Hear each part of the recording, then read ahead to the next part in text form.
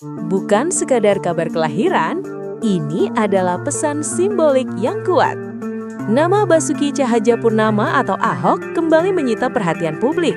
Namun, kali ini sorotan bukan datang dari konflik, kritik, atau pusaran rumor politik, melainkan dari peristiwa personal yang syarat makna. Kelahiran anak ketiganya bersama Puput Nastiti Devi. Secara faktual, momen ini terlihat sederhana. Namun jika dianalisis lebih dalam, peristiwa ini menandai fase hidup Ahok yang sangat berbeda dibanding satu dekade terakhir. Dari figur publik yang kerap berada di bawah tekanan ekstrim, kini Ahok tampil dalam narasi baru, stabil, tenang, dan berfokus pada keluarga. Dalam video yang beredar, ekspresi Ahok bukan euforia berlebihan, justru disitulah letak pesannya.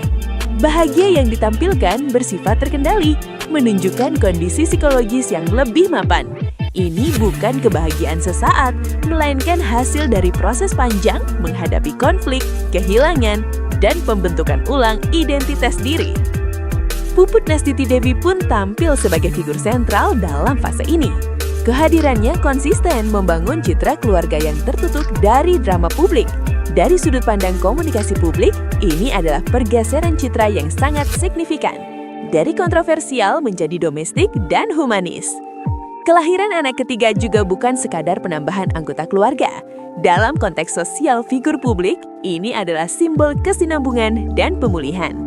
Publik menangkap pesan bahwa Ahok tidak lagi berada dalam fase bertahan, melainkan fase membangun. Respon warganet menguatkan analisa ini. Mayoritas komentar tidak bernada politis, tidak pula sinis. Yang muncul justru empati dan doa. Ini menunjukkan perubahan cara publik memposisikan Ahok. Bukan lagi sebagai objek konflik, melainkan sebagai manusia dengan perjalanan hidup yang kompleks. Menariknya, Ahok dan Puput hingga kini memilih bungkam dari pernyataan panjang. Namun secara strategis, diam mereka justru efektif. Visual dan momen sudah cukup menyampaikan pesan tanpa perlu klarifikasi berlebihan. Kelahiran anak ketiga ini adalah penanda fase stabilitas baru, baik secara personal maupun persepsi publik terhadap Ahok.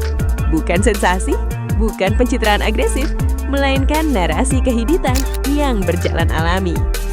Dan pertanyaan yang kini mengemuka adalah, apakah fase tenang ini akan bertahan atau justru menjadi fondasi peran baru Ahok di masa depan?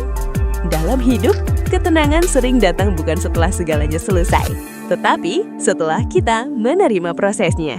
Di saat banyak selebritas berlomba memamerkan akhir tahun, satu keluarga justru memilih jalan yang berlawanan. Nama Sarwenda kembali jadi sorotan bukan karena destinasi mewah atau unggahan glamor, melainkan karena keputusan sadar untuk menempatkan keluarga dan nilai kebersamaan di atas exposure liburan. Secara faktual, Sarwenda mengisi akhir tahun tanpa agenda liburan besar. Aktivitasnya sederhana, menghabiskan waktu bersama anak-anak, fokus pada rutinitas rumah tangga dan menjaga stabilitas keluarga. Namun, jika dianalisis lebih jauh, ini bukan pilihan pasif, melainkan keputusan strategis. Dalam konteks figur publik, tidak liburan justru bisa dibaca sebagai bentuk kontrol narasi. Sarwenda tidak mampu liburan, melainkan sedang mengirim pesan bahwa kebersamaan tidak selalu identik dengan bepergian jauh. Ini penting, terutama di tengah budaya media sosial yang sering menyamakan kebahagiaan dengan konsumsi dan perjalanan. Narasi ini menjadi semakin kuat ketika dikaitkan dengan berita kedua. Bertrand Peito menghabiskan momen Natal bersama Ruben Onsu. Situasi ini secara alami memunculkan spekulasi publik. Namun, respon Sarwenda justru menjadi poin kunci. Alih-alih menunjukkan kecanggungan atau reaksi emosional berlebihan, Sarwenda memberikan respons yang tenang dan adem.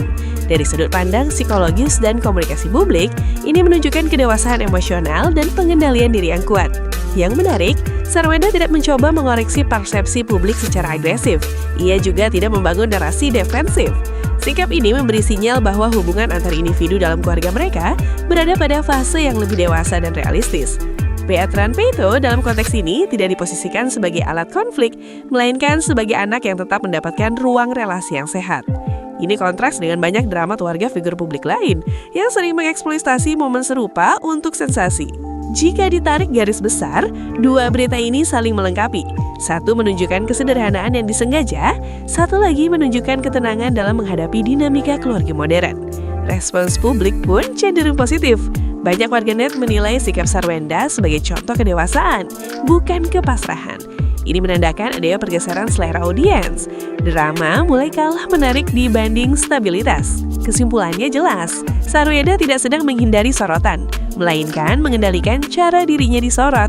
Dan dalam dunia hiburan yang penuh distraksi, kontrol semacam ini justru menjadi kekuatan. Pesan bijaknya sederhana, ketenangan bukan tanda kalah, melainkan bukti bahwa seseorang sudah berdamai dengan posisinya. Jika Anda setuju atau punya sudut pandang lain, tulis di kolom komentar dan ikuti kanal ini untuk analisa selebritas yang lebih jernih dan berbasis fakta. Dunia hiburan kembali dibuat terkejut, bukan karena sensasi, melainkan karena pilihan hidup yang tak biasa. Nama Nasya Putri, putri dari Pasha Ungu, mendadak menyita perhatian publik. Bukan lantaran ingin mengikuti jejak sang ayah di industri musik, melainkan karena ambisi besar yang jauh dari panggung hiburan, menjadi seorang CEO. Di tengah tren anak selebritas yang berlomba masuk dunia artis, keputusan Nasya ini terasa kontras. Secara faktual, Nasya dengan tegas menyatakan bahwa dirinya tidak bercita-cita menjadi artis. Pernyataan ini sekaligus mematahkan asumsi lama publik bahwa anak musisi besar otomatis akan menempuh jalur yang sama. Jika dianalisis lebih dalam, pilihan ini menunjukkan pergeseran pola pikir generasi baru. Nasya tidak melihat popularitas sebagai tujuan utama, melainkan posisi strategis dan kepemimpinan sebagai bentuk aktualisasi diri. Ini bukan keputusan impulsif loh, tetapi refleksi kesadaran akan potensi dan arah masa depan. Menariknya, Pasha Ungu sebagai figur publik justru memberi ruang penuh bagi anaknya untuk menentukan jalan sendiri. Dalam konteks parenting, ini adalah sinyal penting. Orang tua selebritas tidak selalu mendorong anaknya hidup dalam bayang-bayang ketenaran. Keinginan Nasya untuk menjadi CEO juga mencerminkan perubahan lanskap prestis. Jika dulu panggung dan sorotan kamera menjadi simbol kesuksesan, kini kursi pengambil keputusan justru dipandang lebih bernilai dan berpengaruh. Ini adalah narasi baru tentang kesuksesan di era modern. Respons publik pun terbelah. Ada yang kagum dengan visi Nasya yang dianggap matang di usia muda. Ada pula yang skeptis menilai ambisi tersebut terlalu besar. Namun justru disinilah poin pentingnya. Nasya berani menyatakan arah hidupnya di ruang publik tanpa berlindung pada nama besar sang ayah. Hingga kini Nasya tetap konsisten dengan pendiriannya. Ia tidak sibuk membangun citra sebagai selebritas muda, melainkan fokus pada pendidikan dan pengembangan diri. Sebuah sikap yang jarang terlihat di tengah budaya instan dunia hiburan. Pilihan Nasya Putri bukan tentang menolak dunia artis, melainkan menentukan identitasnya sendiri. Dan dalam pusaran ekspektasi publik terhadap anak selebritas, keputusan ini justru menjadi kesaksian hidup tentang keberanian mengambil jalur berbeda. Pesan Nasya terlihat jelas, namun relevan. Kesuksesan sejati bukan soal mengikuti jejak orang tua, melainkan berani memilih jalan yang paling sesuai dengan diri sendiri. Jika menurut Anda pilihan Nasya ini inspiratif atau justru kontroversial, tuliskan pendapat Anda di kolom komentar dan ikuti kanal ini untuk analisa tajam dunia selebritas lainnya.